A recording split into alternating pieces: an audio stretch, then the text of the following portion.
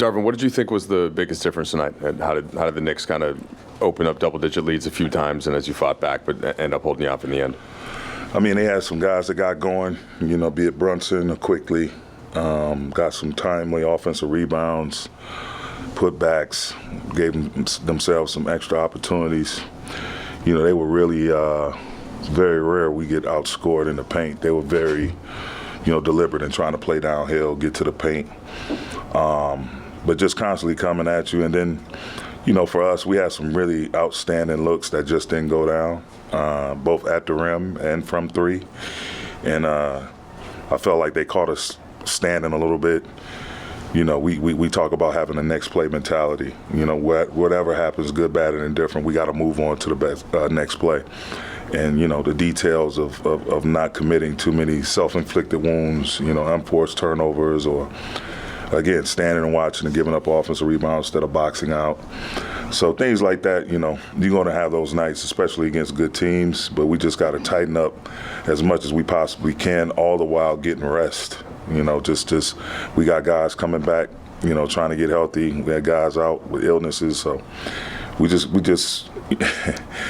to push through this time. We got to push through this time. And, it's normally like that in December, January. So we'll be fine. We'll be fine. We'll watch it on film as we prepare to also get ready for this 3-game trip.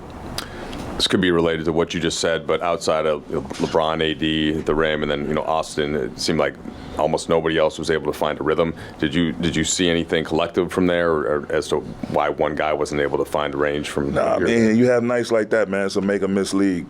They had stretches where they were missing. We was forcing them to miss, playing great defense, and they had some good runs. It's a game of runs, and all the looks we got tonight, I'd take them every day of the week and twice on Sunday. So it's just you just got to continue to be aggressive, and if you're open, shoot it. It goes in great. If not, you got to just keep that confidence and keep trying to find different ways to give yourself a chance. And I thought we did that even down the stretch. Even though we came up short, we never stopped competing, and that's the thing that definitely gives you a ton of confidence. Darvin, in the last 4 games, there has been a back-to-back. There's been illnesses. There's been injuries. At the same time, it begs the question, because you raised the banner tonight, what effect in this 1-3 stretch do you feel like the hangover or the come down from the in-season tournament has played over this last week? Yeah, I'm not want to use excuses. I thought the way we played during that time was great. Obviously, we were whole. We had some unfortunate tweaks here and there, guys being out, unfortunate sickness or whatever.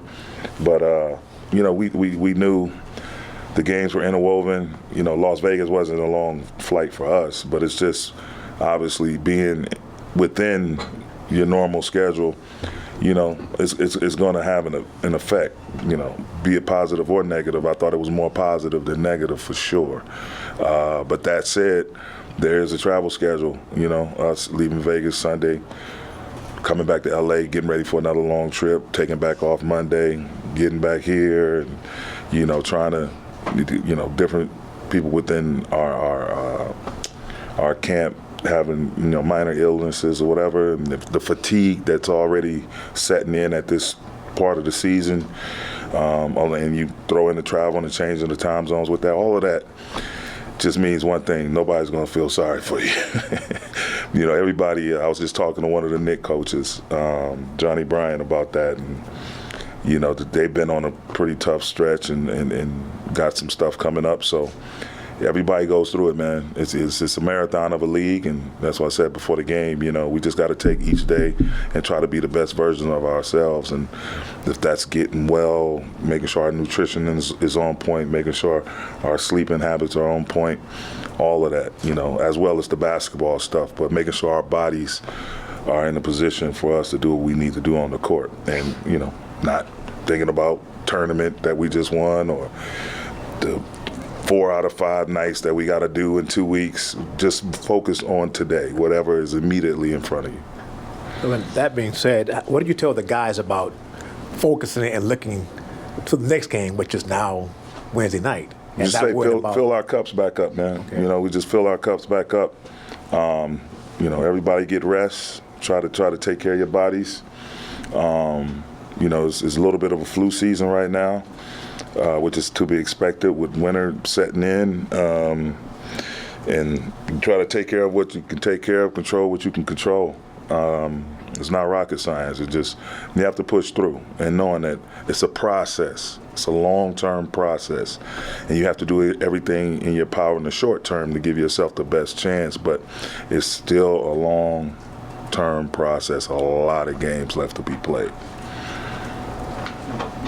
Darvin, AD's jumper has been coming around the last few games. He made 4 of his 5 shots outside the paint tonight. What have you seen from him with that, and how key is that kind of moving forward if he can get that going and just be a threat as a pick and pop guy?